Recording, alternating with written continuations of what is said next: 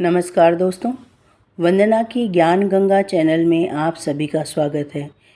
तो आज मैं नचिकेता को ज्ञान की प्राप्ति किस प्रकार से हुई, इस कहानी को लेकर आप सबके समक्ष उपस्थित हुई हूँ। नचिकेता की कहानी कुछ इस प्रकार है।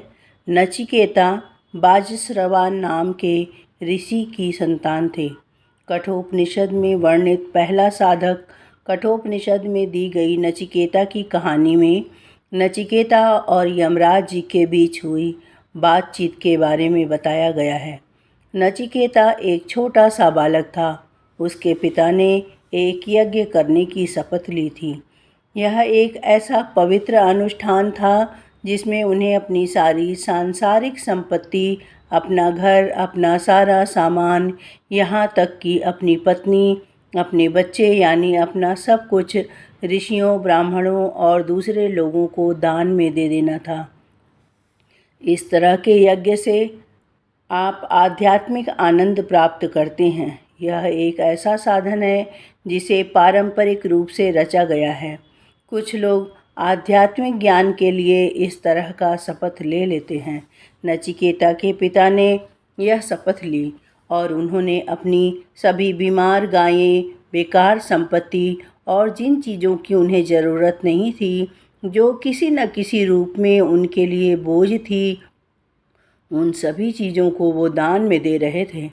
उन्होंने खूब दिखावा किया, मगर जिन चीज़ों की उन्हें वाकई ज़रूरत थी, जैसे अपनी दोनों पत्नियां और बच्चों को, उन्होंने अपने पास ही रखा।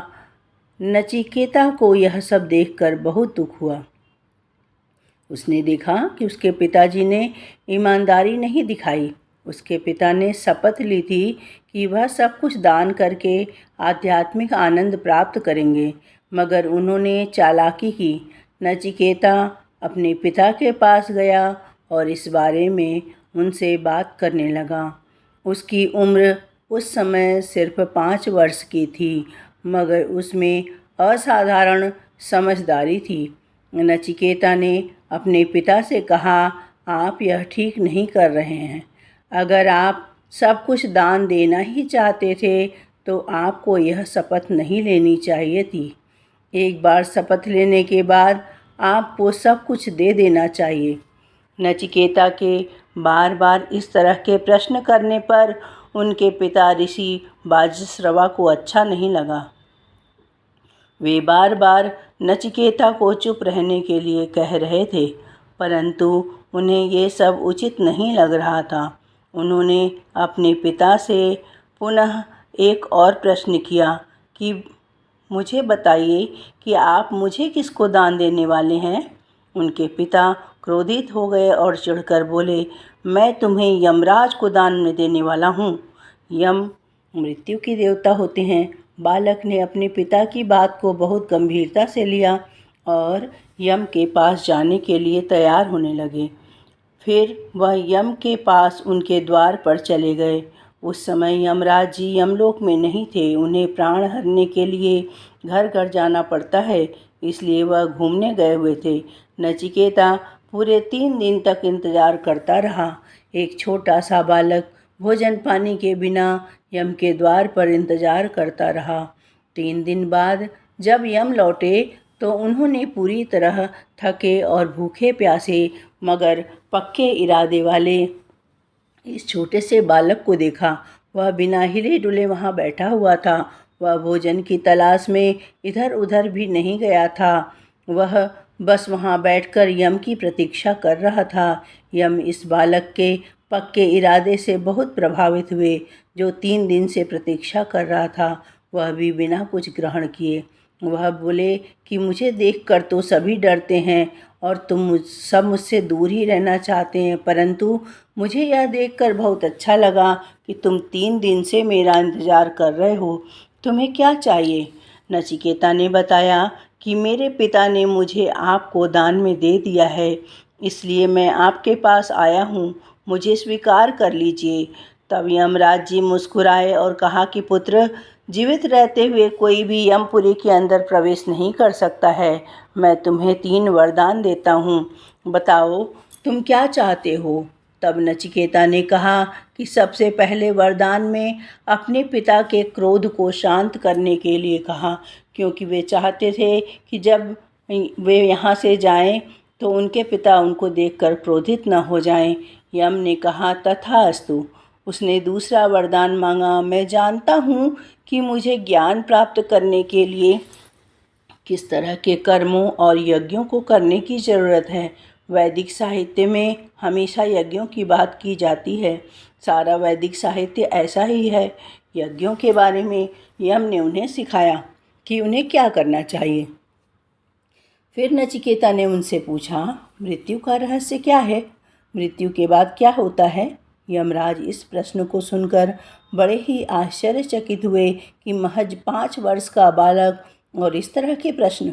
यम ने कहा, पुत्र, तुम यह प्रश्न वापस ले लो। तुम मुझसे कुछ और भी मांग लो। तुम चाहो तो मुझसे एक राज्य भी मांग सकते हो, मैं तुम्हें दूंगा। मैं तुम्हें धन दौलत दे सकता हूँ, मैं तुम्हें दुनिया के सारे सुख दे सकता हूँ। वह बोलते रहे, तुम मुझे बताओ क्या चाहते हो।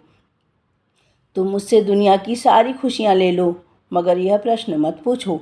नचिकेता ने कहा, यह सबका मैं क्या करूँगा? आप पहले ही मुझे बता चुके हैं कि ये सब चीज़ें तो नश्वर होती हैं। मैं पहले ही समझ चुका हूँ कि सारे क्रियाकलाप, लोग जिन चीज़ों में संलिप्त हैं, वे सब अर्थहीन हैं। वह सिर्फ दिखता है, वह हकीकत नहीं है। फिर मुझे धन दौलत देने का भला क्या लाभ? वह तो मेरे लिए सिर्फ एक जाल होगा। मैं कुछ नहीं चाहता। आप बस मेरे प्रश्न का उत्तर दीजिए।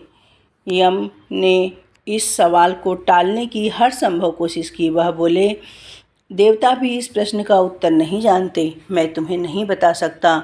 नचिकेता ने कहा, अगर ऐसा है, अगर देवता भी इसका उत्तर नहीं जानते और सिर्फ आप ही जानते हैं, तो आपको तो इसका उत्तर देना ही होगा। नचिकेता ने अपनी जिद नहीं छोड़ी। यम एक बार फिर उसे वहीं छोड़कर महीनों के लिए बाहर चले गए। वह किसी तरह सिर्फ इस बालक से पीछा छुड़ाना चाहते थे, मगर बालक कई महीनों तक वहीं डटा रहा। कहा जाता है कि यम के द्वार पर ही उसे पूर्ण ज्ञान की प्राप्ति हुई। उसे अस्तित्व के सारे प्रश्नों के जवाब मिल गए और उसने खुद को विलीन कर दिया। वह प्रश्न जिज्ञासु था, इसलिए हमेशा उसे एक आदर्श की तरह प्रस्तुत किया जाता है। उस तरह का पक्का इरादा रखने वाला महज 5 वर्ष का बालक जो चॉकलेट या डिज्नीलैंड की यात्रा जैसे लालच में नहीं पड़ा। वह सिर्फ ज्ञान चाहता था। यदि आप नचिकेता की तरह होते तो आपको किस मार्ग की ज़रूरत होगी? सब कुछ यहीं मिल जाता है, बस ज़रूरत है सच्चे लगन की। नचिकेता ने यमराज से मौत के बारे में प्रश्न पूछा था। क्या था नचिकेता का प्रश्न और यमराज ने उसका क्या उत्तर दिया? कठोपनिषद में नचिकेता को सबसे पहला साधक बताया गया है।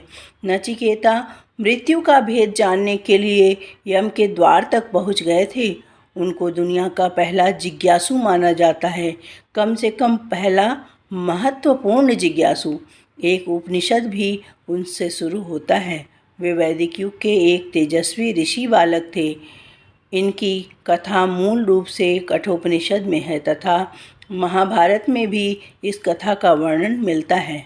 उन्होंने भौतिक वस्तुओं का परित्याग किया तथा यम से आत्मा और ब्रह्म के विषय पर ज्ञान प्राप्त किया।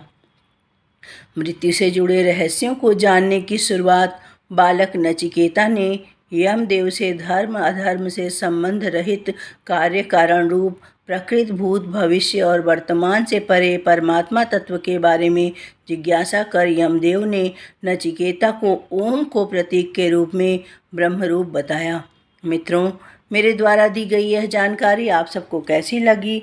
अगर आपको पसंद आई हो तो कृपया लाइक, सब्सक्राइब तथा शेयर करें।